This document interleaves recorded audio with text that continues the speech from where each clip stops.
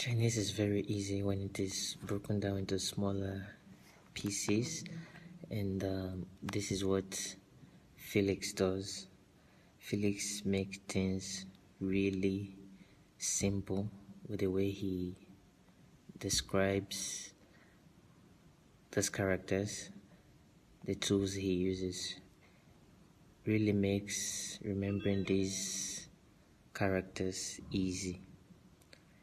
Chinese used to be very difficult for me until I found out about Domino on Udemy, and since then things have turned around, and I can say I'm really impressed with my Chinese, and I can now walk down the street, recognize characters, I understand people. Okay, not really everything for now because I'm still learning, but at least I can understand some things that I never used to understand before.